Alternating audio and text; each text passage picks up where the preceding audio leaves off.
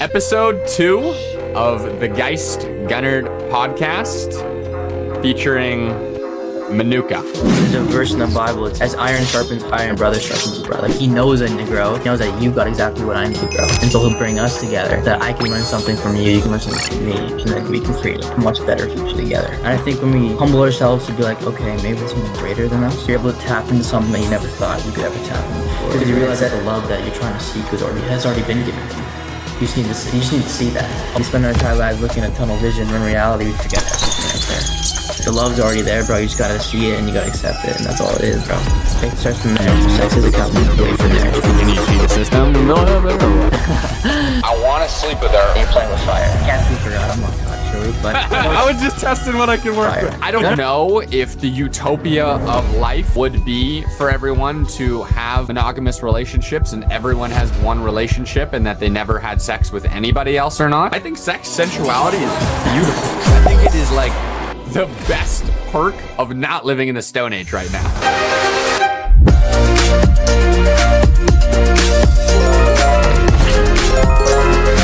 緊急地震速報です。強い揺れに警戒してください。 What's up, bro? How you doing, brother? Dude, you're looking sharp. You got a blazer on? No, just got a little shirt, a little action here. One of them again. Okay, let's go. I just got these super cool Meta V Ray-Ban glasses. Ooh, nice. And they're basically a phone inside glasses. No way. Oh, Yeah. yeah, I think I've heard of it. Yeah. Yeah, and so you can I actually bought 2 of them so that I can do like an in-person podcast format. It has 4K videos inside the Wow. cameras. 4K. Wow. And you can record for up to 48 minutes consecutively. Jeez. And yeah, so I've been playing with that all day, and I went to work out, and then my parents needed help moving a bunch of plants because my dad grows peppers and dirt.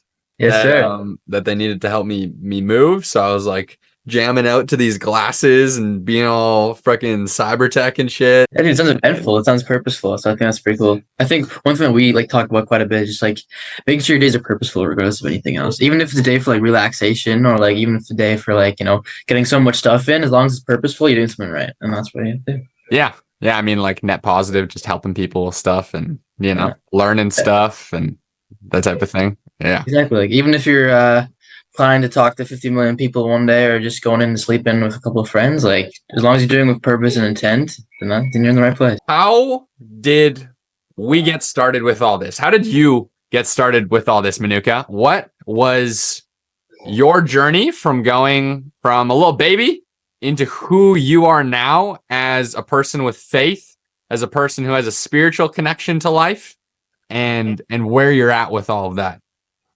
Powerful question, guys. Honestly, all I remember is waking up, Grey Nuns Hospital, right out of the womb with my mother. She, doctor patted me in the back, said it's a boy, and there I was, Manuka J. What can I say? But to be honest, nothing too crazy for me as far as my early childhood goes. Raised like every one of us, mom and dad was here. But I got really close in my faith towards, grade 11 and grade 12. My dad's Buddhist and my mom is Roman Catholic. And they were never too touchy in religion or anything like that. And I've been blessed in the fact that they kind of like let me do my own thing in that regard. I was taught to just be like, by my mom to be like, if you have a test coming up, pray about it. If there's a girl you like, pray about it. So I vividly remember me in like grade 6 or even in grade 9, I'd just pray like, hey Lord, have this chem test coming up. It'd be great if you were here, or like I had this really big crush on this one girl in high school. And I was like, Lord, she's right there, if you help me slide those digits, that would be perfect, and that was the whole plan of action. And to agree was more just like me presenting my wishes to almost like a genie-like figure. And then hopefully, if I've been good or if I was good that day, it'll be answered, right? But I got to reading the Bible like myself and so just going to church every Sunday. And I really just saw like the stories of Jesus and his testimonies and his constant mercy to people who are just, imperfect, people like me. And just his overwhelming kindness and his love, and like the fact that with someone with that much power chose to go ahead and choose to serve the people who, he made, to go below his level of what he truly deserves, the value he is, and just serve people. That really inspired me. And then I saw nursing as a way that I could do that as well. Be like, he gave me this type of love. Why can't I show that to others in that way? And so, yeah, now I'm first year university student and in nursing at the U of A, University of Alberta. And, it's going well. And I'm grateful to be a part of that. You are one of the deepest young people I know who I've ever talked to. Like, as far as talking goes and the level of, I don't know, spiritual connection you have, no matter what you say, is always really powerful. Like, you're a really cool person to talk to. And on some of the things that you just touched on with faith and, prayer, spirituality, connection to the universe, and, prayer being your first connection to spirituality or faith or the higher power, what, everything else. Right. How do you define like spirituality and how that differs from religion to you? Like, what do you think the difference is there in your perception? What's your Right. both of those? I think a lot of it has to do with the way people approach religion as well, to a certain degree. I think one thing that I've learned, especially like recently, is that for the most part, when people think about Christianity or just honestly religion in general, it's a bunch of rules you have to look at and regulate, and like, oh, I got to do this in order to get this, and hopefully good things happen to me because of that. And for a while, that's how I thought of it as well. That's how I was taught it, at least, especially in at church and from my mom as well. But I think the Bible specifically highlights that, like, dude, it really is like spirituality to me, at least, or spirituality from what I learned is just a connection with something higher. It's a connection with God to me and connection with Jesus. And I think one thing that's super powerful is I think it says in James 15:16 is that, God, we didn't choose God, God chose us. And to me, it shows a deep connection with something more than just, physical, more than just what we can see or what we can hear, even something deeper within ourselves. And I think when we humble ourselves to be like, okay, maybe there's something greater than us, then maybe it's like, okay, God, like, I see you, help me see you. And then it's like you're able to tap into something that you never thought you could ever tap in before. And I think, especially in this day and age where like we've got phones everywhere, we've got social media going rampant, and I'm not a hater on any of that, but sometimes it can be a distraction. I know for me, I can be caught doom scrolling like every single day if I just don't like think about it. Especially in the morning. Oh my gosh, I'll wake up in the morning and I'll be like maybe like 10:30, and I'm like, oh, I could brush my teeth and start my day, but no, pick up my phone, go on Insta, go on TikTok, and boom, it's over, done. Dude, it's crazy how much your day can change based on those first things you do, particularly if you're talking about like what a phone can do to you to change your day. Like the other day, I woke up, I had my phone right beside my bed, and I grabbed it. I just bought a bunch of stuff. I had just bought these those glasses, the smart glasses, the Meta X Ray-Ban glasses, which have the video camera and all this cool stuff. I was super stoked about some other things as well. And I got this message in the morning from Canada Post that said, like, verify your package or whatever, like your address was wrong. Yeah. I click on it. I was like, let's go. We're gonna get some early progress today. We're just gonna get this done, re-update the address that it didn't think had right. And then I got another text saying, can you verify these two purchases, one for $1,100 and one for $500? And I realized I was getting scammed. No. Yeah. So somebody scammed me, and the first thing I did that day was roll over, grab my phone, get scammed.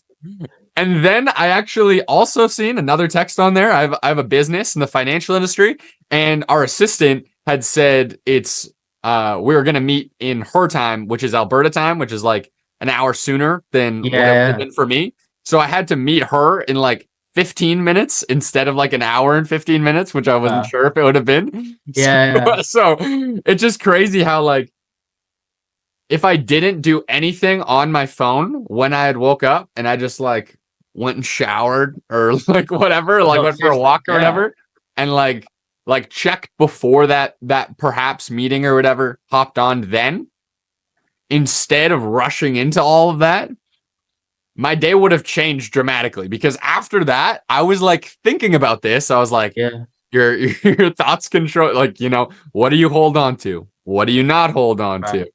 Process this. But I was just like, I'm having a shit day. Like, that's Yeah. all I could think about. And then there was all of these other things that were happening as well too, right? Yeah. And it's just crazy how that can happen. Like, most of the time, it's awesome. You get texts or whatever it is.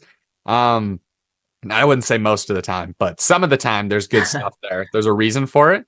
But a lot of the time there's all of that distractions. Whereas if you do start your day with just something that boots you up, you can have such a more intentional day. And I know that you're a big proponent for that as well too. Hey, is like having days where you're living on purpose with intention, like doing something specifically or setting out today to get something out of it, right? Truly.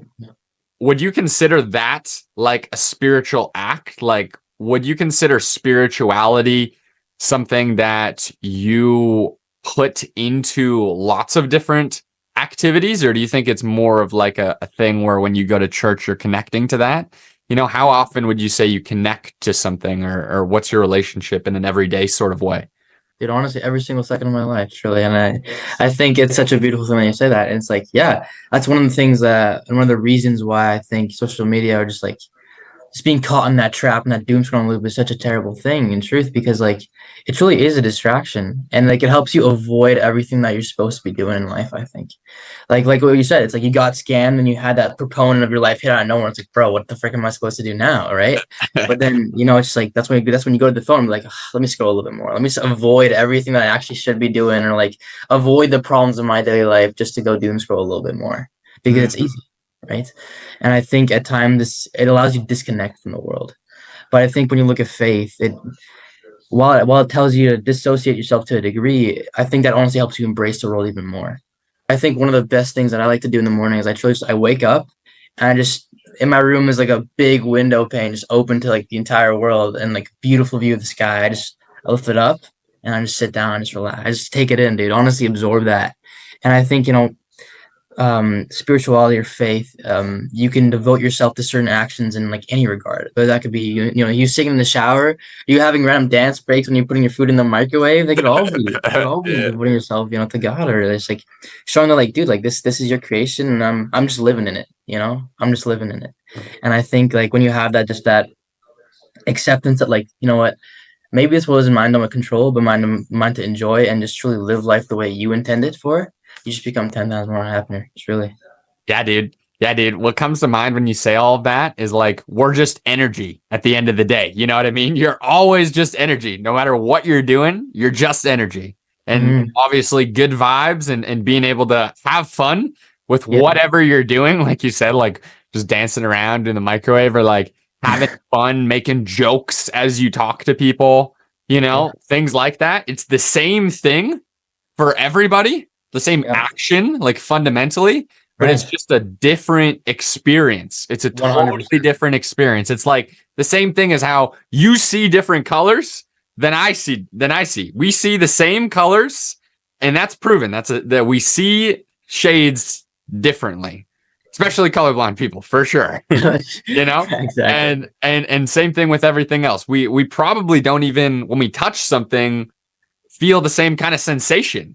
You know what I mean? Like everything is different depending on your perspective of it and what kind of energy you hold while you're doing it. Isn't that crazy? Exactly, dude. And I think truly it's like when I look at it, it's God's design. It says in I think Genesis, it's like you're fearfully and wonderfully made. And I think that has power to that, in the sense like, dude, we're all like innate human beings created for like certain purposes and in all different unique ways. We've all been like planned out and charted out, just do and make the best of the world that we've been given in. And I think there's so much beauty to that, in the sense like, dude, you can just rejoice and just enjoy the fact that like, yo, you're here for a reason, man. And like while our energy, when we ordain that and when we like put that to something greater, then dude, the only blessings can come out of that, truly. Yeah, totally. Even I wrote down this little saying, I am God eternal within the body.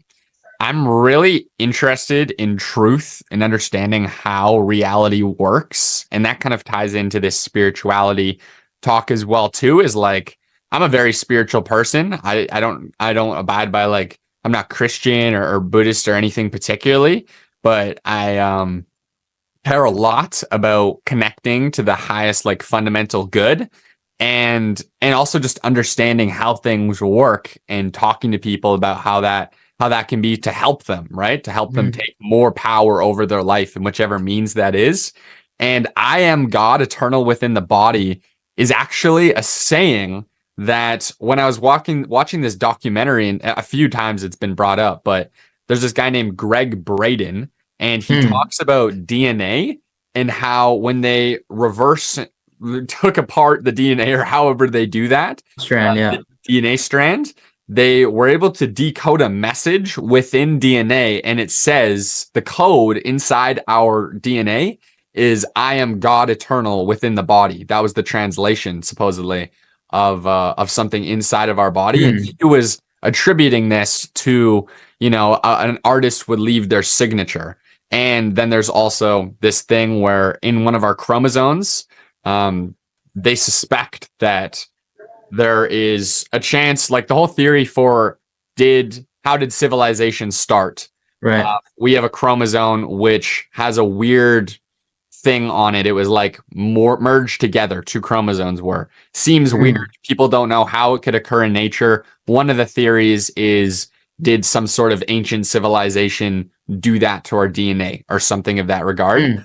And I'm just relating it back to whoever, if that was the case, hypothetically, if there was some higher civilization that genetically engineered humans and they put "I am God eternal" within the body, and that's how we were able to translate that, they still said "I am God eternal" within the body. Why did they leave that message versus anything else? And what does God mean? They use the Hmm. word God, right? Yeah. What does the word God mean to you? Powerful question. I never knew that it translated to "I am God eternal." And I think that's pretty cool because, in First Corinthians 3:16, I believe, it kind of talks about how we are God's temple, Mm, and I think that's an interesting case because, um, one thing I have to denote is like when you said, "I am God in the body," and one thing I found, at least in my life, is that I found myself in the greatest power when I was at the lowest of boats. I mm, found myself with the greatest strength when I was able to bow down to something more than what I was. And there have been so many times in my life where, dude, I've been like faced with just trial and ordeal, and I was just on my knees, truly. And there's been so many times in my life where I just be in tears, truly, and just like being able to be like, dude, I can't be this anymore. I can't do this anymore. And that's when I truly had to resort to like, you know what, maybe I can't do this, but maybe he can. And then I think it takes a heart to just be like broken down in order for him to build up. And I see that in everybody in my life, and including you as well, and hopefully the viewers as well. And I think it's powerful in the sense that, like, yeah, I as I see, it's the artist signature. I am God eternal. And when I hear that, it's not necessarily saying that like, yo, I have this power, but maybe there's a power bestowed within me by something greater. There's a quote in the Bible, and I don't remember the exact verse, but it's the God who is risen from the dead is the one living in you right now. And if the God who rose from the dead, who did the impossible, lives in you, then you can do the impossible. Yeah. So that's what God is to me. It's the impossible, and when you look to that, then you're able to do the impossible. Can you say that one more time? Just like the entire thing, or just like Yeah. the last sentence. Yeah. Wait, the whole thing. But yeah. So oh geez. Well, not the whole thing. I mean, like the quote you just said. just to Or speak one out. Yeah. you might not have remembered it. I don't know. I was just trying to process it. I was like, damn, Yeah. It was just yeah. you're in a stream of consciousness, bro. Bro's channeling. Really, Bro's connected to God, talking to God. Yeah. No worries, man. That's awesome. But yeah, I mean, God is such a vague word. I mean, word, a lot of people have different things that they connect to it, different associations, different understanding and circumstances, different dogma, Mhm. there's people who really use that word in a powerful way, you know, like if you think about the intention that somebody has when they say that word and how they're using it and what kind of you know, connection they have to it. There's so many people, particularly, of course, Christians, who use it in a way where they're honing this really beautiful intention. Then there's also people who are confused or you know, with the whole journey of Christianity and religions and all of these different types of things and the influences that political things have gotten in the way of those, and you know, all of these other things throughout history. People have had this weird taint with the word God.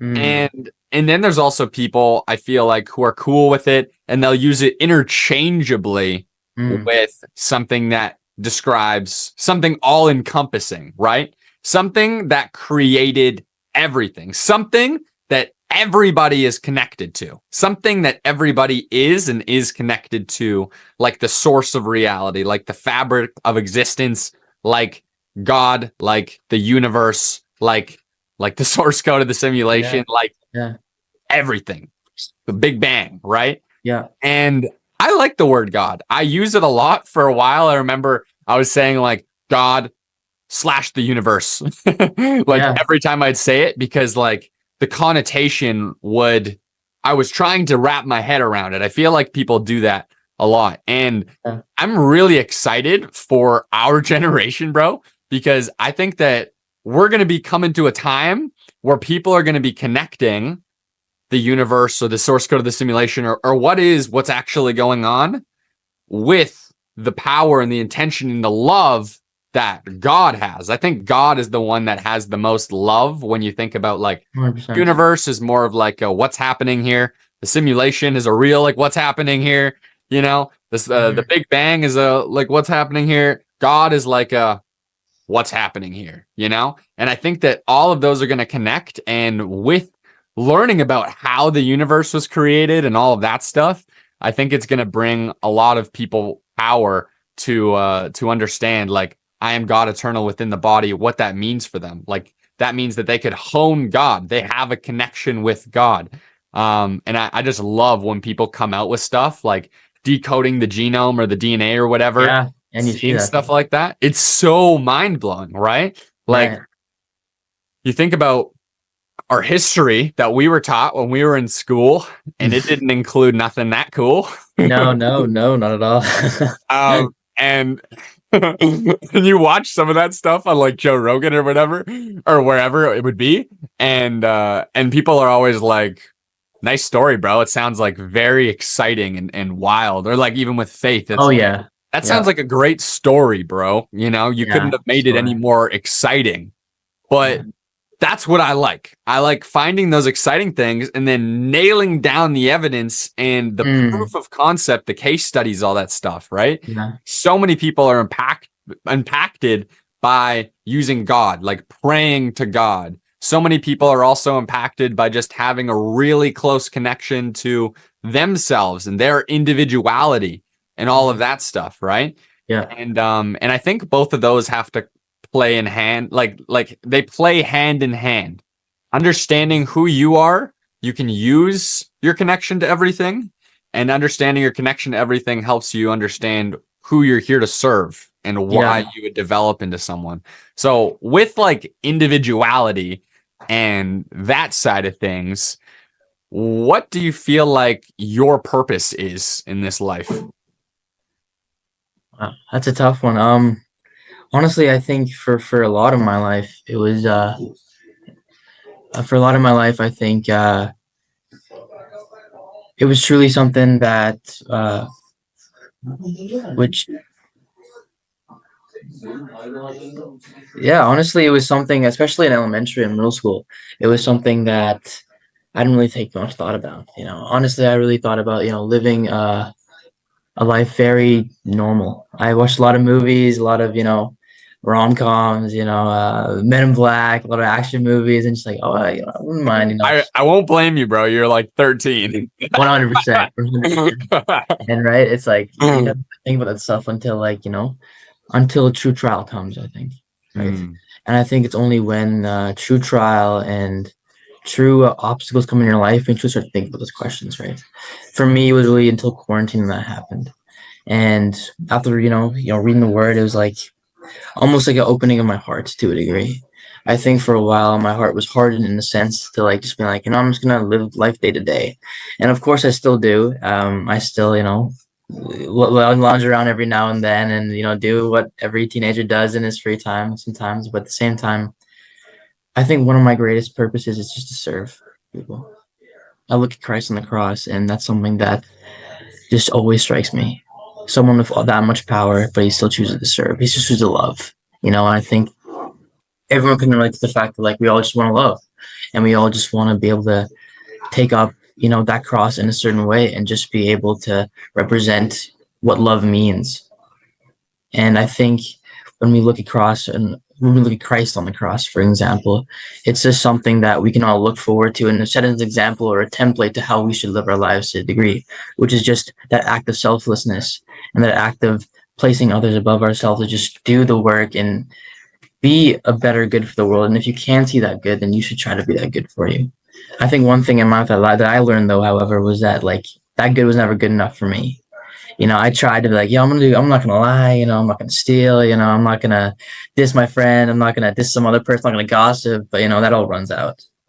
I've tried being a good guy, but I look at myself, like, I'm not the good guy, and I never met a good guy because I think we all fall short in the humble day.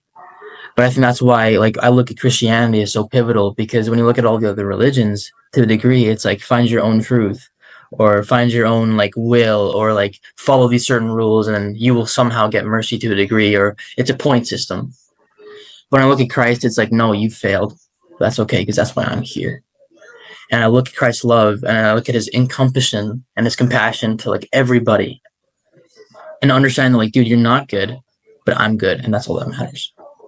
Because when you see that love and when you're able to access that love and just embrace that love, that's when you can love. Powerful, man. Powerful.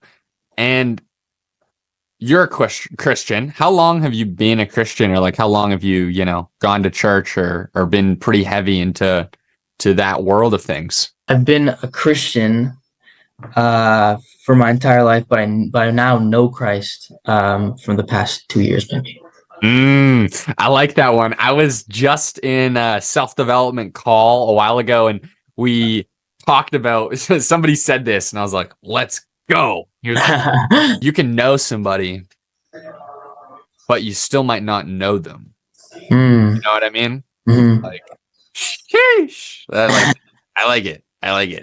Because it's so true. Because like there's some people who you meet and you like know their soul. You know what I mean? It's like you can like reach out on Instagram and like the first message that you get back from them, you're like, homie, let's go. There, just the vibes right there. You know what I mean? Yeah. You get energy immediately. And it's so cool when that happens. That's another thing. I don't know if I want to go into or not, but let's go into it. Yeah, go into it. Okay. So this is something that I think of all the time when I resonate with someone to a really high degree and they're a stranger up until that point. Yeah. There's other people who I talk to or even talk to a ton and there's absolutely no chemistry. Why do you think that is? Like, there's different theories. There's different reasons that could happen or different ways you could see it. One of the ways is, okay, maybe there is just good chemistry. Maybe, you just happen to be the right circumstance and whatever. The circumstance made it good. There's also the perspective that's a little more deep, or probably the most deep. That is, maybe we had some sort of past lives, or our energy, our souls are connected to that person somehow without us even knowing. Like our vibration was somehow connected and we're just reconnecting. There's a guy named Robert Edward Grant. There's a guy named Matthias Di Stefano. There's a guy named Aubrey Marcus. He's the co-founder of On It. These are a couple guys who have talked about their like past life experiences or people that they've been really connected to that they have even been to trips to the pyramids, and they've said they've had visions with some of their other friends who are innovating that space in science and in archaeology and things of that regard.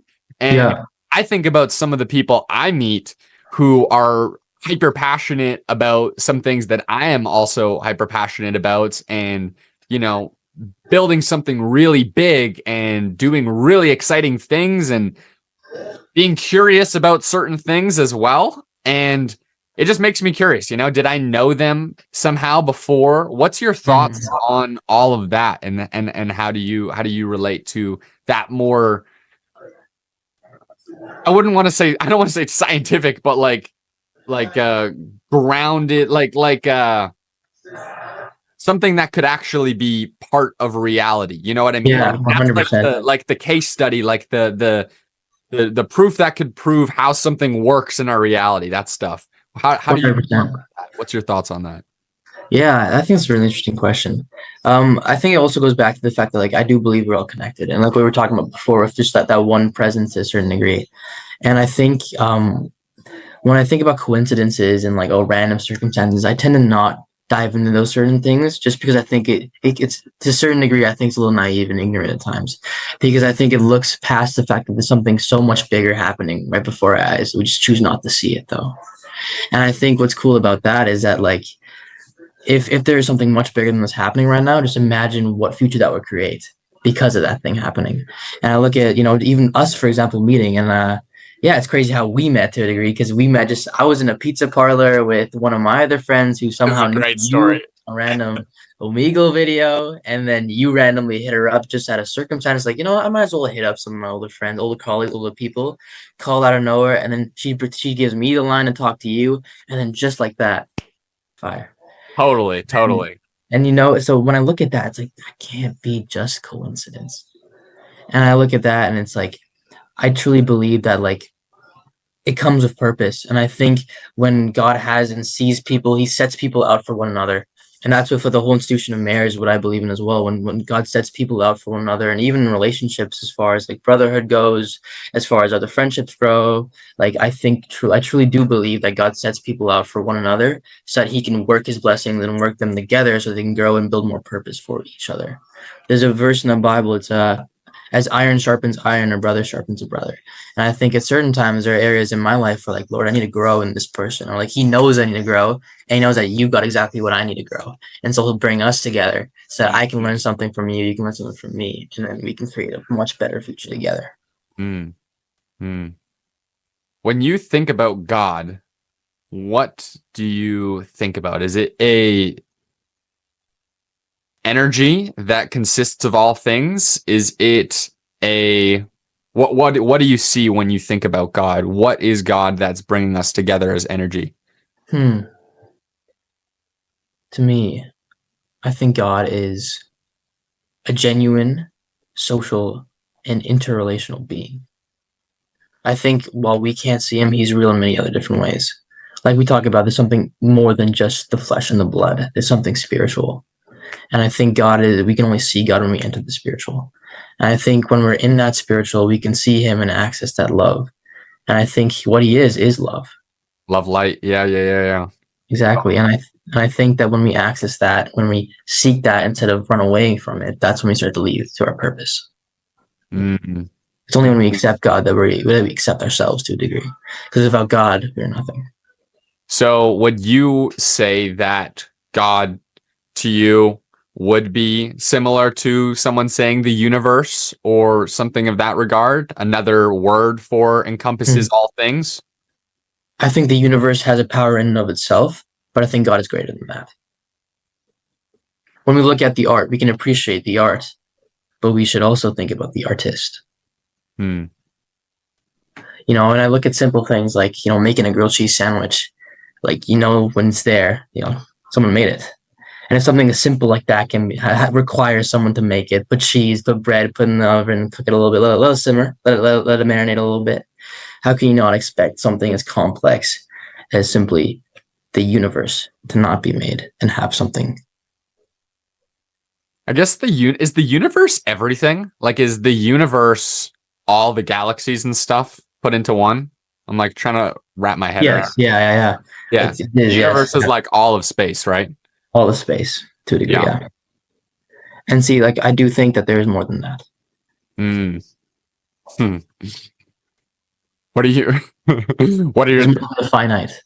Yeah, I've been watching a lot of podcasts about technology and theoretically what can happen with AI and where the human race could go, given that we continue developing technology. And if it was to exponentially get better and better and better and better and better and better and better, and infinitely smarter and infinitely understand how to utilize the universe and all of its facets to to build technology and to do things, Mm. theoretically anything should be possible given enough time. And one of the things that theoretically could be possible would be to create a galaxy or another universe. Mm-hmm. And when I think about that question, I think about God or source, whatever, being the source of all creation. It's like the switch that flipped on everything else, you know? And then I think that there's also maybe gods with a lowercase g. I think maybe there's beings out there who might have more intelligence or understanding or whatever it is. And I think that there may be forces that are powerful in the universe, like whether that's vibration or whatever, like those things that are just occurring that are variables of reality. But Mm-hmm. when I think about God, I think about source. I think about love. I think about the energy that emanates through us all, that connects us to each other, Mm-hmm. and that creates systems to grow and evolve, just like the earth. Perhaps we're cells, a part of the earth. And Mm. right now we're harmonious cells with each other, Right. and a part of the simulation or the universe that God has created. We are energy, which happen to be vibrating a particular resonance, going through a particular experience in this incarnation or in this period right now. And there's some sort of reason for us to cross pollinate, and that's why our energy is resonating closer to one another, something of that regard. That's how I see it. I don't know. I like thinking about things from Yeah. how can we attach tangibles to this? You know what I mean? How can we attach tangibles? How can we think about this from the other perspectives people are thinking about? And how can it fit into that? Mm. That gets me really excited. Even on other areas of life, like the periodic table, another Right. Yeah. thing I've been learning about recently is this concept. I don't remember whose it was, but there's somebody who recently went on the Joe Rogan podcast. I keep citing Right. it. Yeah. It was posted like a few hours ago, and I just binge watched it, and it's on my mind because this guy was talking about how the periodic table is all of these separate things, and we have these elements and whatnot, but there's this other way to interpret it, and there's a guy who Einstein really appreciated and stuff, who has this system where it's more spiral and it relates to frequency and light. And I think that that's the fundamental thing that is going to help us understand what our universe is and what God is for those people who are still skeptical after the 100%. thousands of years of Eastern knowledge and all of the people having blessings to their life in the Yeah. West. I think we're finally coming to a stage where, you've had to have faith. You've had to have that feminine energy to be able to have faith in your life to some extent. And we're going through this period where, because of all this technology and because of this focus on understanding it in this era that we're in, I think we're going to cut to a point where I don't know if we'll know what the universe is. I think that's impossible because we'd have to be so evolved to understand that next layer. But Yeah. I think we're going through a crazy hockey stick in understanding of the fundamentals of life and Yes. how that Yeah. relates to spirituality. And that fires me up. Like, I can't wait until we're getting closer to that one religion where, or not religion, but like where we don't need religion. You know what I mean? Like, where religion Yeah, is super 100%. useful. There are these books of wisdom, but everybody is spiritual and everybody's utilizing all their spiritual energy to be who they're made to be. Like, you could think of it like a healthy cell in an organism, right? Like, I truly Yeah. see that in our future. Like, I think, we could be examples of decent organisms right now. Yeah. There's lots of other organisms who are doing even better than us. They're killing it. Let's go. Yeah. Or maybe they've had way more experience than us, and that's why they're killing it. And they're running a friggin' heart or whatever. Exactly. They got more responsibility. But there's also a ton of people who they might have love and good intentions in their heart, but they're stuck in negative habit loops. They're stuck in not having had the proper education to truly get them to where they can thrive in life. Maybe they're actually being hindered by that because they're not eating the right food. They're not doing the right exercise because they're confused on and have hatred on and are divided by all of these things going on in culture and in their personal lives, which have been influenced by culture, and they're just not there yet. So I'm super stoked for when that does come, man. Like, it's going to be beautiful. It's going to be beautiful. And that's in our generation, our era. I think so, for sure. Yeah, dude. Seriously. And I love what you said about the whole, like, while there's people who are just killing it out right now, there's also people who are just like really struggling because just like you said, they're mixed and they're confused to a certain degree of just like what really should they prioritize in their lives. And I think as much as like food and drink can help people, exercise routines can help people, I think it only goes so far. I think there's something deep within yourself that you need to heal, that needs healing truly to only better yourself and grow from there. I think for me, that was definitely somewhere in like near end of high school, end of quarantine-ish, where like I was just off this, grind and like what's the word for it? Self-improvement grind talk, and just working out every single day. But my habits were in order to feel loved. Like I had to prove something to somebody. I really had the mindset of like, oh, I'm gonna get buff, I'm gonna get big, I'm gonna get strong, I'm gonna get good looking, I'm gonna do everything required. But I realized while I was trying to gain everything, I was neglecting the hole in my heart that I was leaving behind. And I think one thing that I realized is that, like, dude, you truly don't have to prove anything to anybody. Regardless of what you think, that shouldn't be the sole purpose of your life. It shouldn't be something to prove because, dude, you were made wonderfully and perfectly made, wonderfully and fearfully made. And because of that, you already have that power within yourself.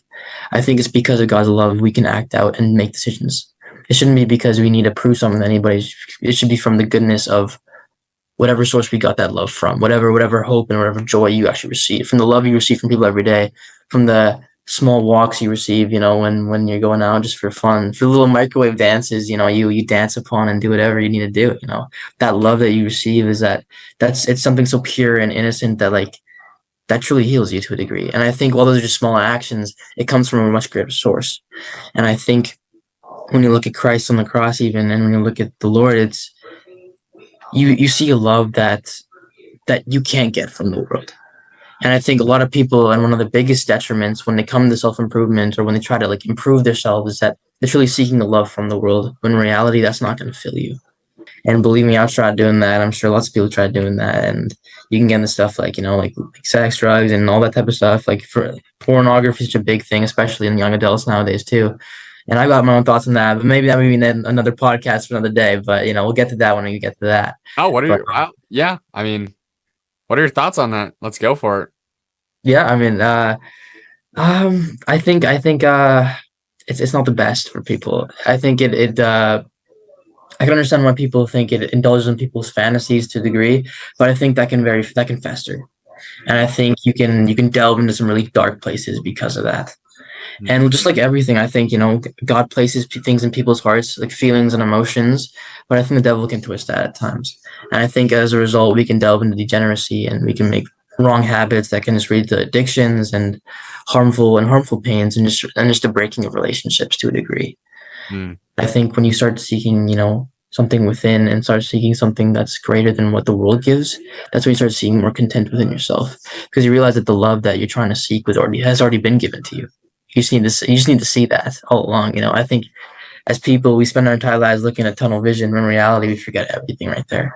The love's already there, bro. You just gotta see it and you gotta accept it, and that's all it is, bro. Life starts from there. Mm.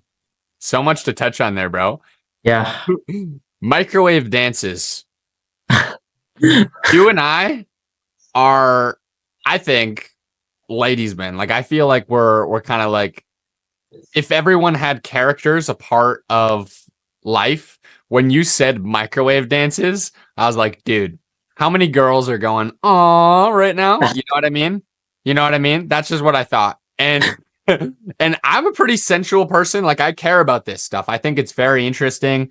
And I think that a lot of people are probably addicted to things that they shouldn't be Mm, addicted to or shouldn't be consuming all the time, and they probably even know it as well. But on the flip side of that, as someone who is very passionate and fascinated by sensuality and that side of life, there are so many good things that can come from sensuality and that can come from pleasure, like whether it's not its sex, but just like everything that's involved with sensuality. And mm, even like when somebody orgasms, they say like fuck, or they say oh my god, or they say yeah. the person's name, which are all kind of just different words for the same intention, which is reconnecting to source, reconnecting to God. And so I think it's a beautiful thing, and I think it's a really great thing, sensuality in one respect. But I don't think that basically anybody of the younger ages, like in our demographic, are properly educated on what they should be doing in general, and or have enough thoughts about it in outside Mm, their degeneracy period every yeah. No, couple times 100%. a month.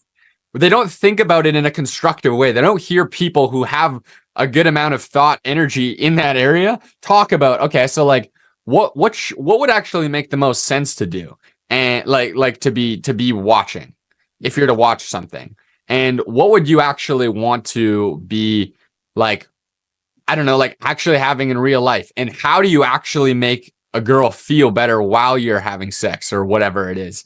Like, I feel like there's a lot of guys trying to prove that they can just get a lot of girls, and they don't have that much experience, or it's just like I'm just trying to get as many as possible type thing going on Mm, right now.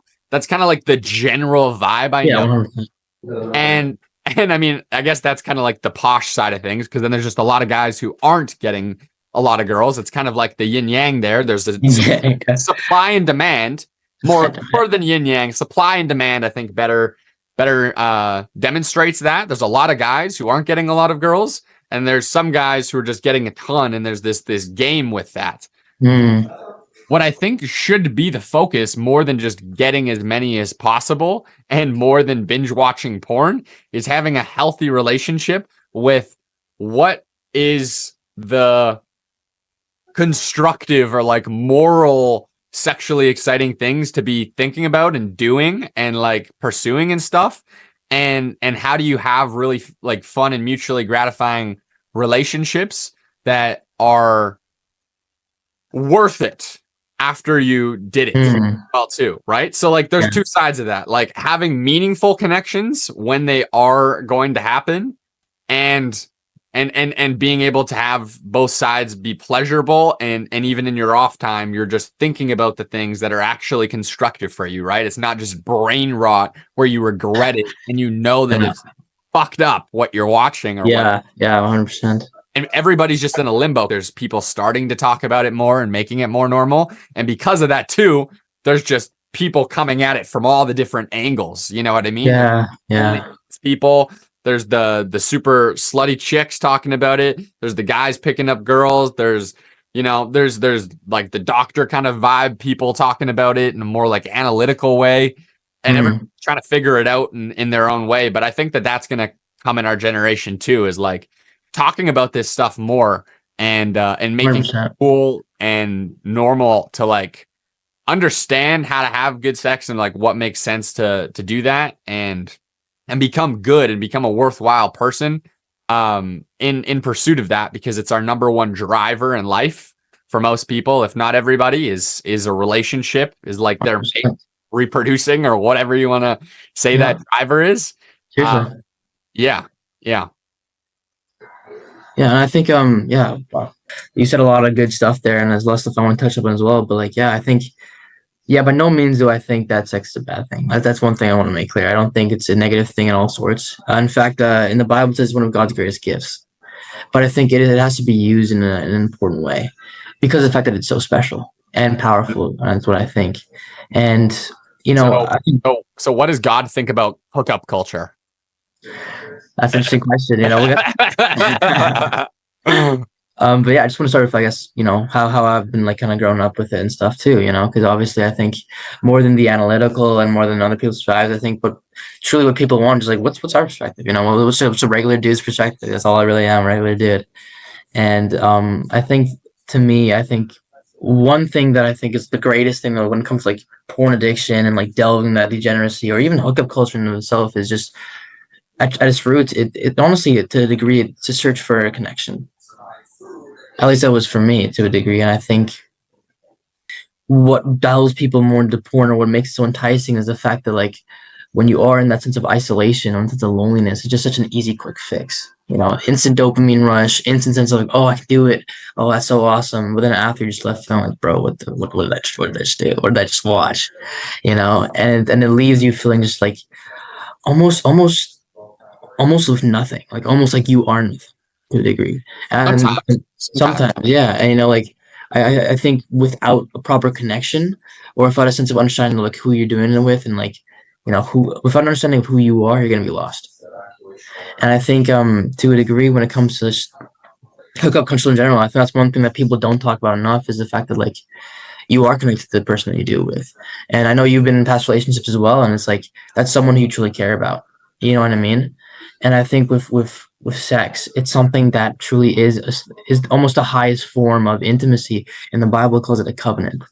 And a covenant is basically a partake in ownership between two people, a connection that's far beyond more just like, hey, how you doing? A little dab up and a leave, And I think when you look at it like that, a covenant is something that takes ownership to one another, a sense of devotion to one another. You know what I mean? And I think that's pretty beautiful. But at the same time, if you're not ready for that and if you don't know the person well enough for that, how can you ever be prepared for that? At the same time, like, of course, it could be quick and easy and it's something great and it's something pleasurable and sensual. But at the same time, like, I think after sex is the most important thing. It's your thoughts after sex. That's so important because at the same time, it can make and break you. As much as it feels good, at the same time, it comes with a list of responsibilities. And I think that's one of the reasons why a lot of people say, at least in the Bible, it's like, oh, no sex before marriage. And it's not to like condone you from feeling this great and awesome thing. But I think it's really to show you that like, dude, like if you really love this woman, then you should be prepared to die for her. That's what the covenant is, dude. She owns you and you own her to a degree. And I think that's pretty beautiful. But you have to understand that's a responsibility, right? It's more than just like, hey, like, yeah, she's mine, I'm hers, but like, I'm just gonna go to the side and find to go to the strip club or this girl looks kind of cute too. I'm gonna go talk to her. You know what I mean?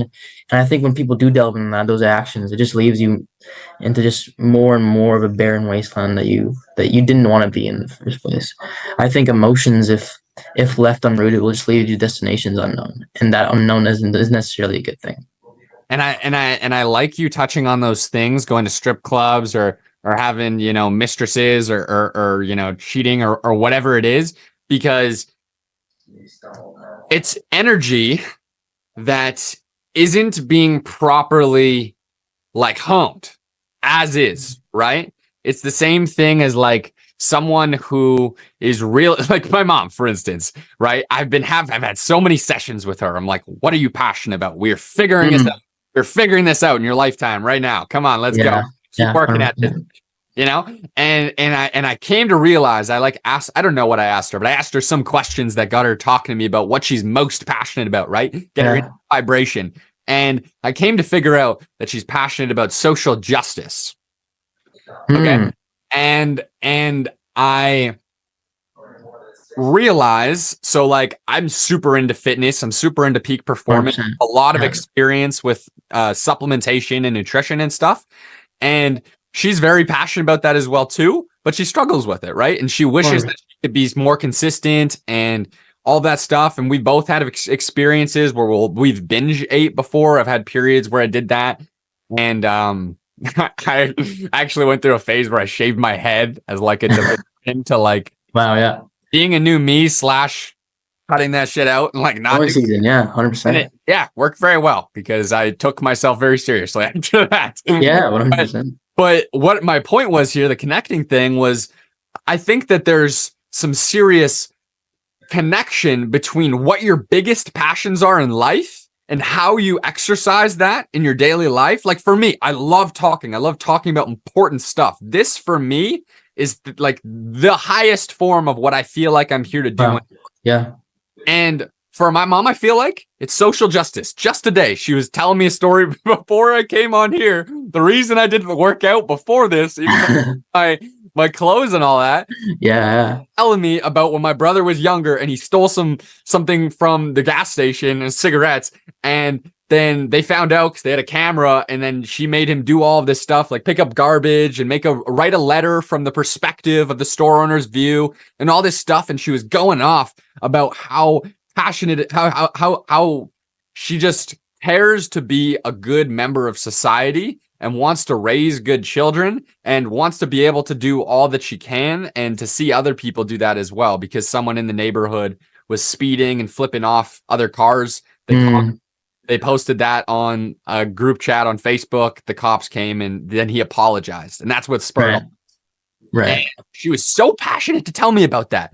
And I think that is what it is. That same energy, that same energetic, like if she didn't have that, if I kept running and did my workout instead of having that talk, maybe she would have had some more energy, clamped up inside of her. And maybe that is part of the reason why, same thing with these people who cheat or these people who need these other outlets of things. They are honing that energy that could be honed in constructive ways, like social justice instead of eating or whatever it would be, right? Versus, cheating on your spouse or whatever, right? Yeah. And that's where I think this healthy connection, this talking about stuff, this making stuff that's healthy for you cool, like talking about how to actually make a chick have the best time possible, right? Like making that cool, making that the focal point and getting good at that, building skill with that as a guy is actually what makes you satisfied and content in your relationship and what you're doing that is healthy. You have enough satisfaction already. Yeah. And just because you quoted that thing out of God's honing and couldn't recite it, I'm not to say that you are God, but I'm gonna ask another question to God, and if you happen to respond to this, then that's how it goes, I guess. I'm not saying you just got a link right now, I think.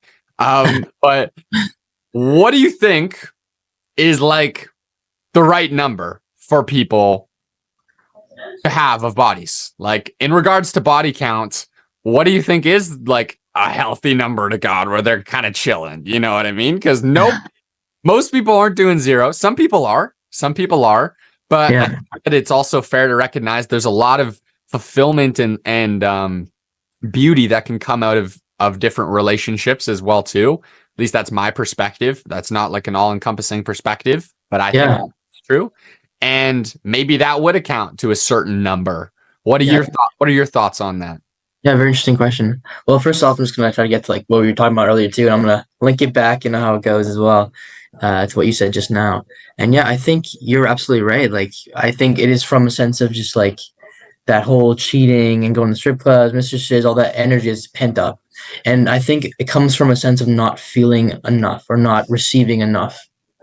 And I look at most relationships, even couples, like even in high school and starting off university as well, as like there's a big contrast in like, and I think lots of people expect that all the love that they're getting is what is the amount of love that they should be expecting receiving back.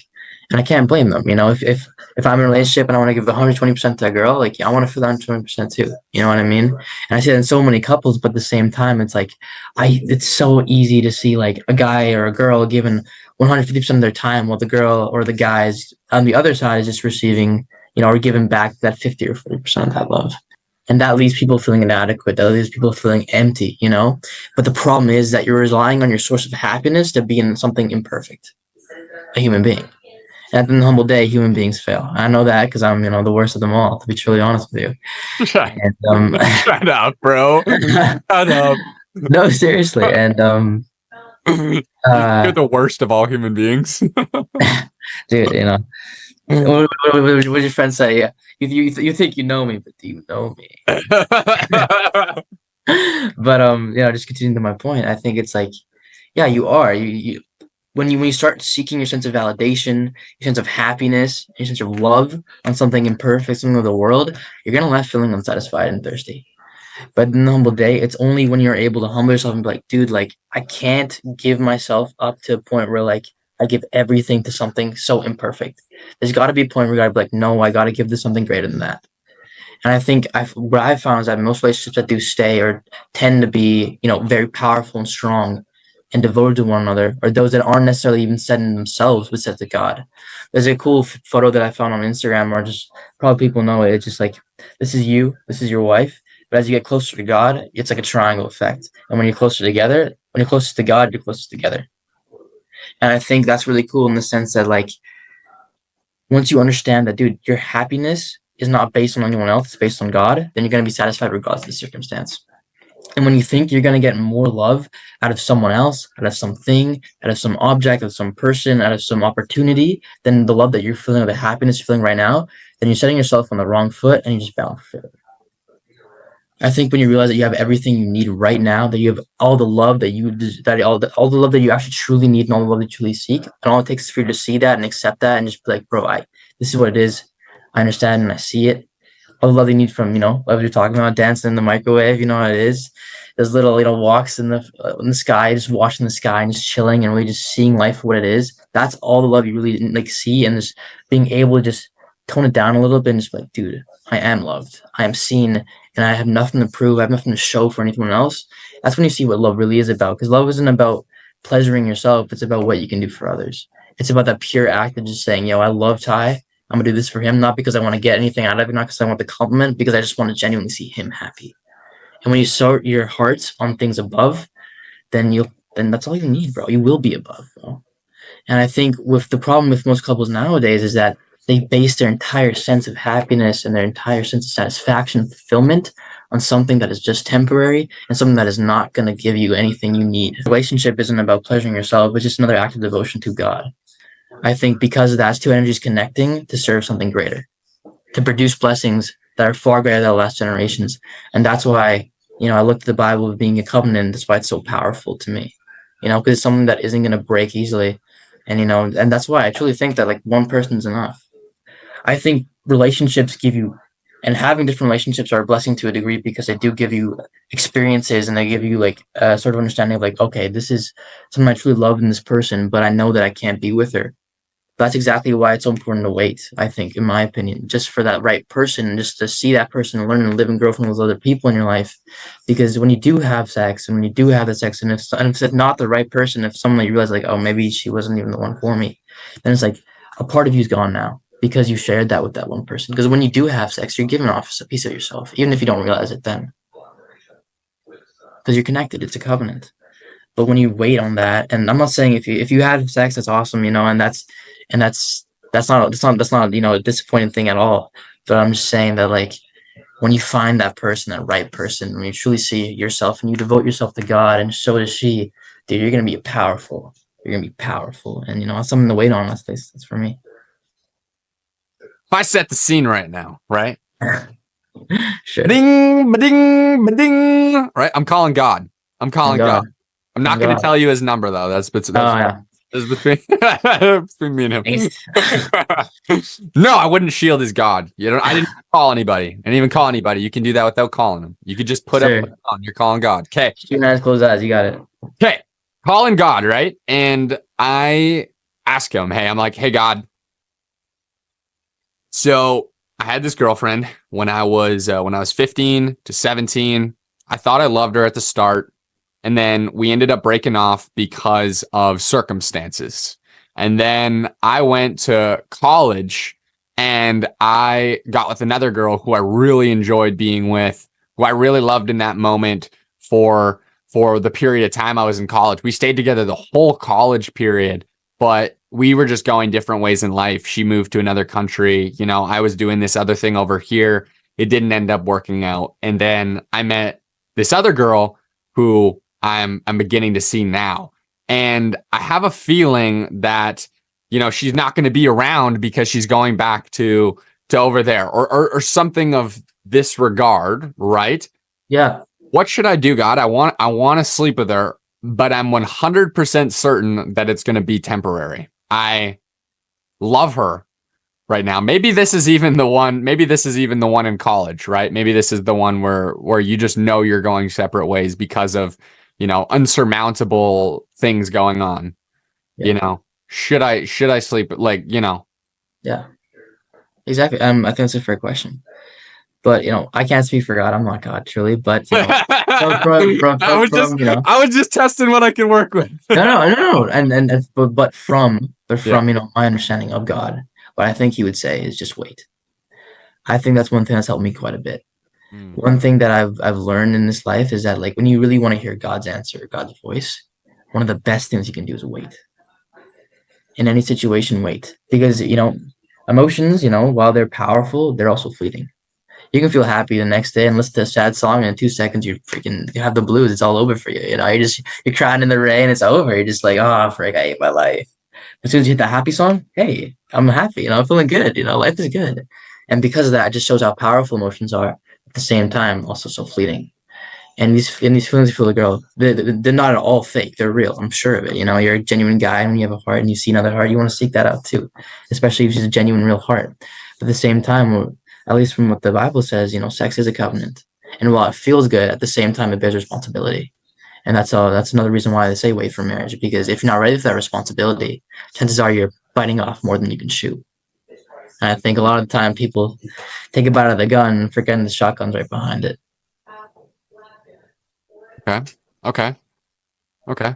Touche. I'm going to be the pessimist here. Okay. Yeah. I'm going to be the pessimist here. So like, so what about like, you know, like what about like other stuff? Like what? Like, is it just sex? You know, like can you cheat the system a little bit or what? Like, I think it comes with heart posture too, because it's an interesting thing because a lot of people. I've talked to a couple of my friends about this with like swearing and all that type of stuff too. Because sometimes people are like, oh, like some Christians like, hey, you shouldn't swear. Hey, you shouldn't be doing all this and that type of stuff. But, you know, when I look at that, like when I look at my own life, back when I used to hardcore play video games every single day, I was a little bit of an incel. I won't even lie to you. I would curse the storm like a trucker. I won't even lie. And I'd say that. And, you know, some people can like take that and like they can make genuine jokes out of it, genuine heartfelt jokes that aren't meant to demean anybody. But when I would used to do it, I would demean people. I would genuinely, you know, go full out, you know, say some really bad stuff and just try to get a laugh at everybody, you know, and I did it most of the time. At the same time, it was like, it wasn't fulfilling because I knew that I was hurting someone to gain what I was going to get. Right. And with swearing to me, it's something that's, I just, you know, hopefully I obviously, you know, I do swear here and then, but like it's something that I actually don't do that much anymore just because of my own heart posture. I've kind of felt the fact that like, I'm not truly representing the man I want to be or the man that I think God sent me to be because of, you know, my certain actions. But I think people like who genuinely just say jokes and, you know, bring in a swear to make it 10 times funnier. I don't think that's a problem necessarily. I don't think that's something that's negative. But like then you're playing with fire. You know what I mean? At the same time. this is something that's great. I think these types of things where you can connect them, it's like the vibration color thing. It's like swearing. If you can do it in a nice in a way where you're making other people laugh, it's not at the expense of others. Boom. That's okay. You know, like there's a healthy area to work with there. Right. Then you translate that over to other areas. Like maybe it is some sort of sexual experience. Because I mean, I don't know if the utopia of life would be for everyone to have monogamous relationships and everyone has one relationship and that they never had sex with anybody else or not.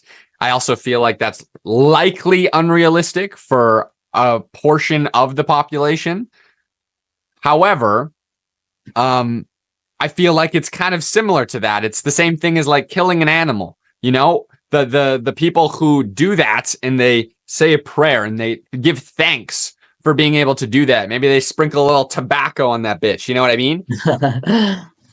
People who are having relationships, who are having sex, but then they're doing it in a very spiritual, intentional, beautiful way where they're connecting with God, or they're just doing it in a more, deliberate fashion where there is a lot of good energy being produced from that kind of ritual or whatever you want to call it.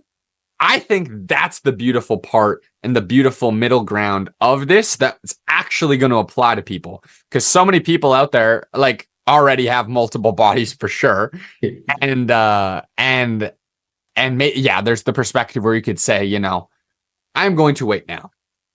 However, I think I have a body count of 2. I had a girlfriend who I had a lot of experience with, but of all overall people, I just have 2 bodies. And so like I think sex and like sensuality is beautiful. I think it is like the best perk of not living in the Stone Age right now. Like having access to that type of pleasure and side of reality is super fun. I just think it's really fun being able to be attractive yourself and chase aesthetics and have fun with that, and also be able to be around other people who are dedicating themselves to making life more spice, have more spice to it. I think that's so fun.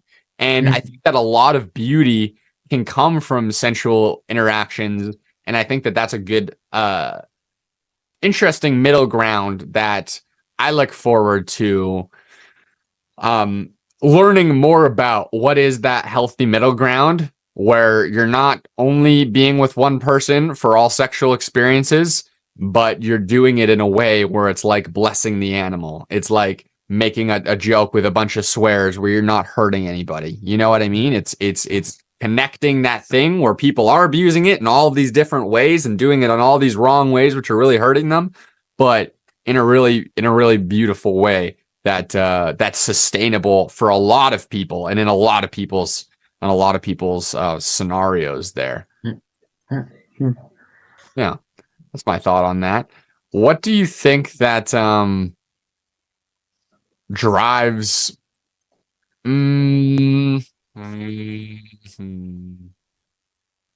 do you think that body count like impacts someone's self-esteem and social interactions, though? Yeah, I think there is a certain middle ground that people do enjoy, but I think to a degree, what I was saying with swearing a little earlier before, it was just like it is playing with fire to a degree.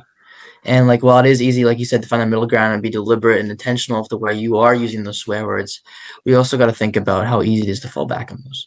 I know for me, that's what I tried to do as well with swearing, is like, put into certain expressions, put in certain areas, but at the same time, as soon as you start doing it, it can get worse, and then that can delve into more things, and you can start hurting people with the words, even if the jokes are funny, and then you're just in this place that you don't want to be in.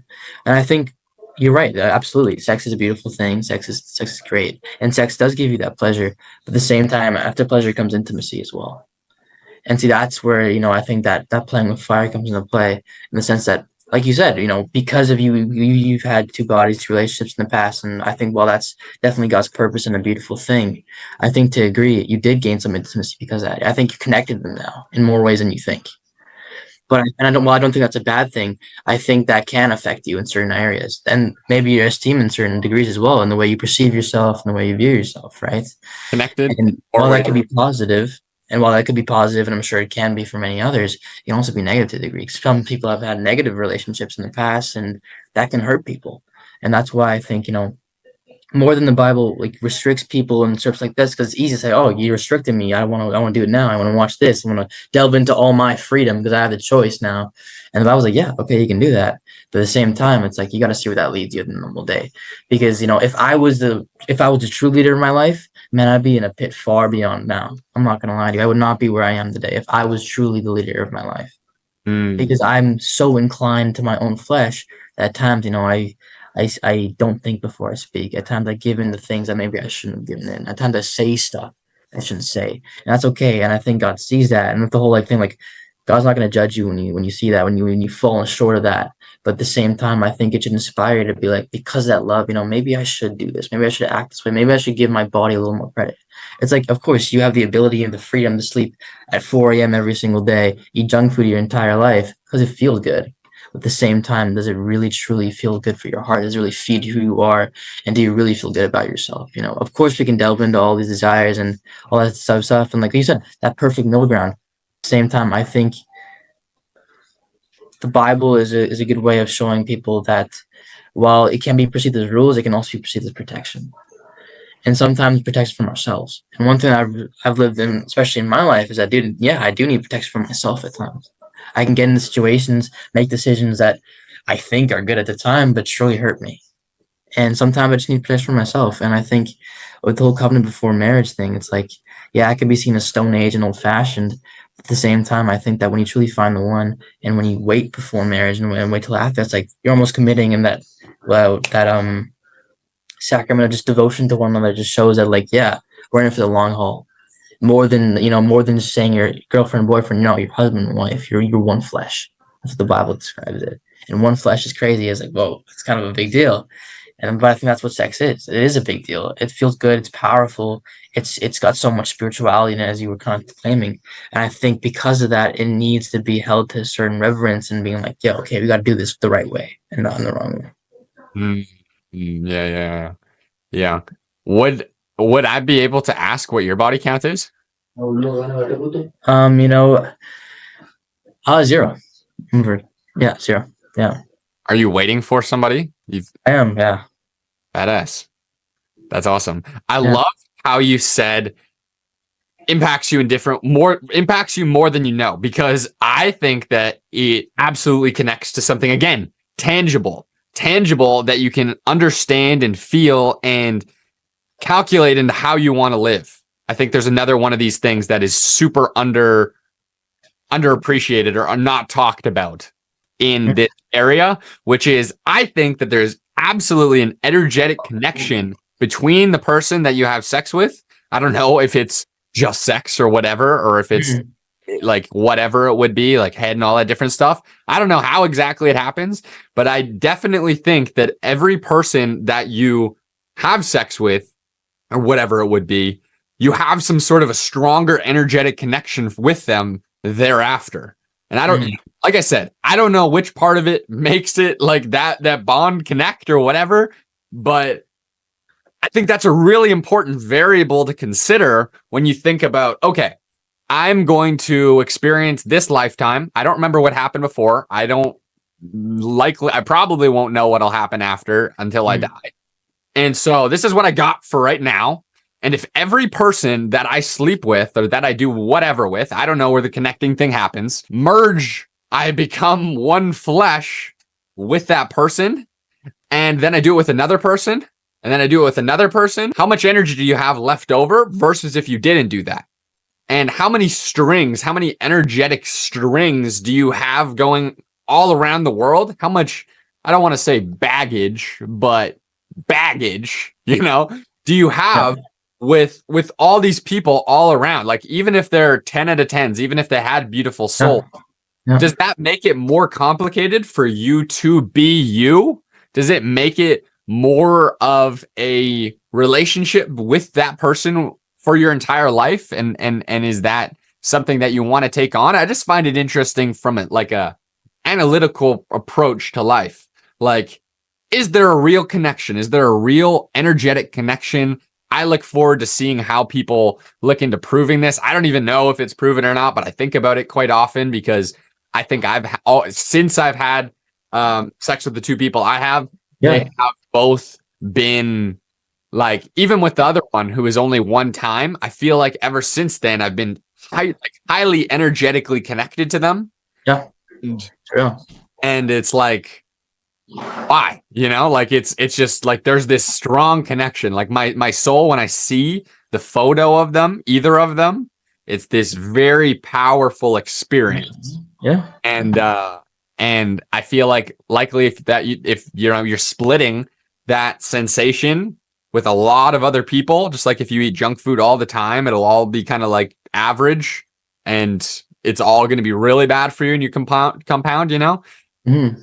you're not going to be able to appreciate the next one or the next one, you know? And I think that's Yeah. where what you're talking about comes into play is Yeah. it where does it make sense for all of that. This is a good one, and then we can start gearing towards wrapping up here.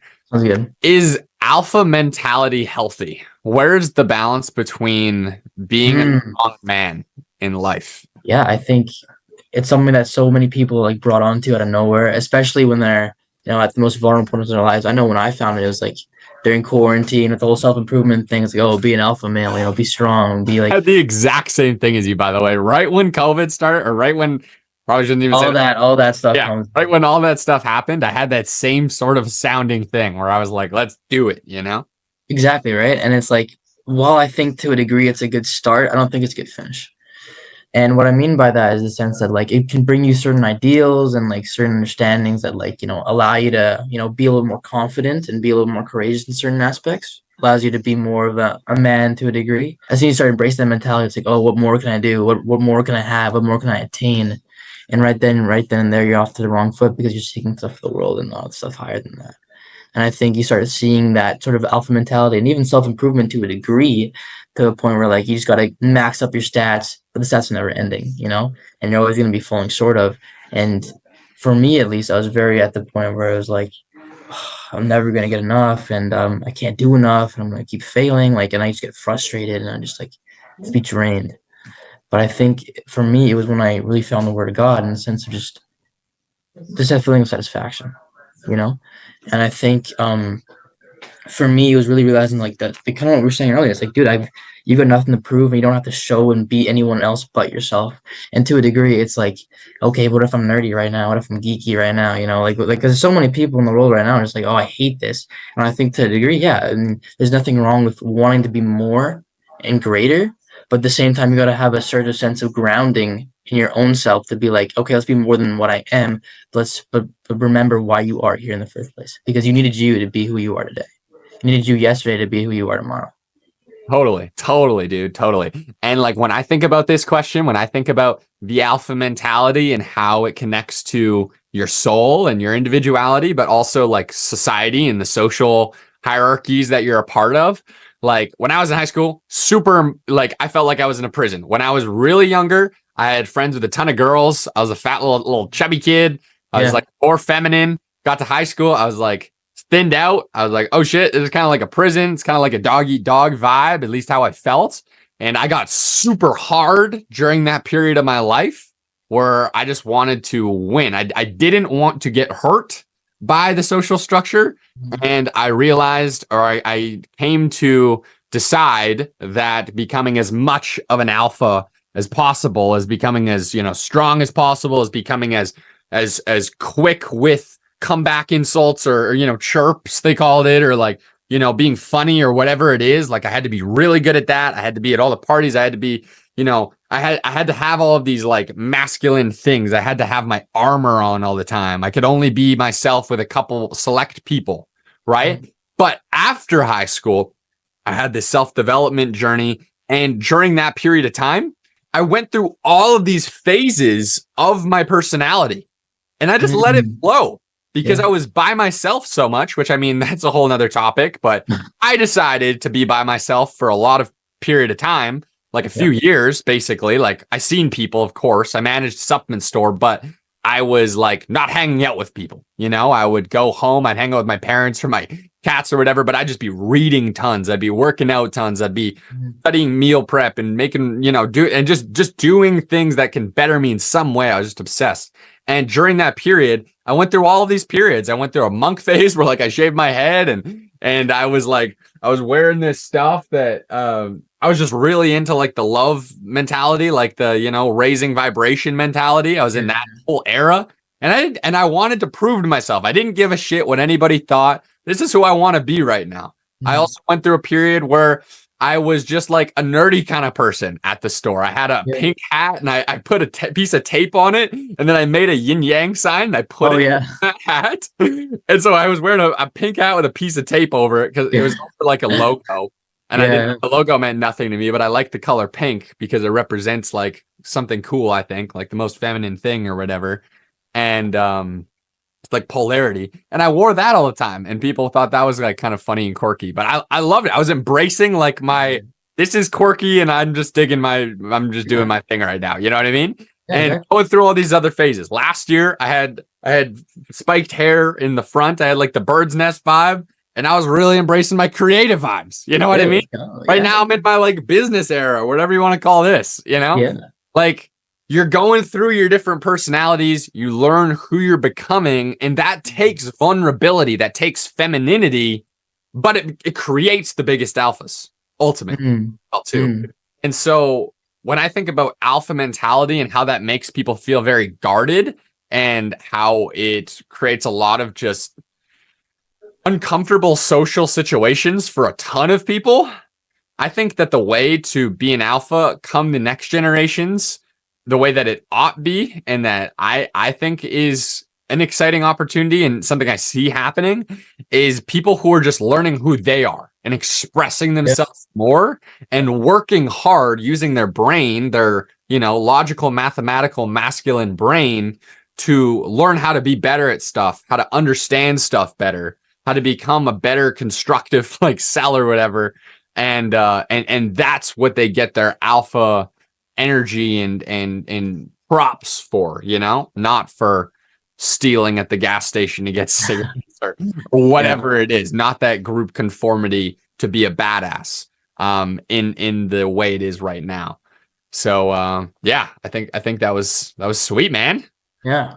And I'll hit you with a couple rapid fire questions here to wrap us up. How does that sound? Yeah, sounds perfect. Let's do it. All right. Creativity or intelligence?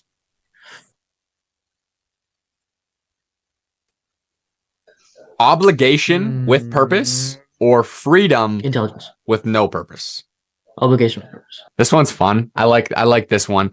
Be an AI or technologically optimized human. Be a cyborg with the AI glasses that I just bought and AirPods and the watch and all that stuff, but it's like inside you basically, or whatever. Like you're fully AI-fied, you're fully up in that.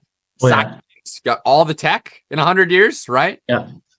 Or be an all natural human with like 70% or like 60% or somewhere around there of the capabilities of the AI person, but you achieved it all naturally by harnessing like your innate abilities, like whether it's human by far shot. Human by far shot. Yeah. So you do innate abilities by a far shot? Innate abilities. Favorite book? The Bible. That's a good answer. Favorite podcast? Guys Gunnered. Let's go.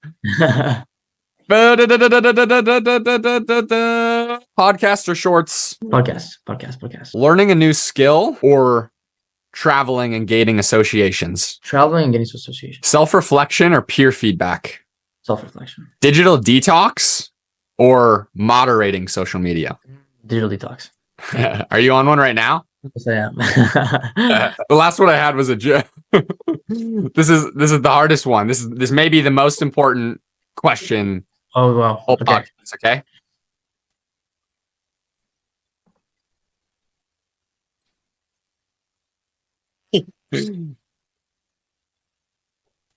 Sex or prayer?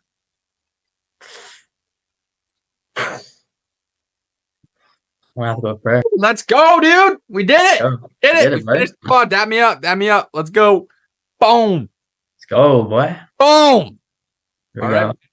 Well, it was great sitting here with you. This was super fun. And yeah, man. Till next time. Put your hand to the camera. Peace. Boom. That was badass, man. That was awesome, dude. That was amazing.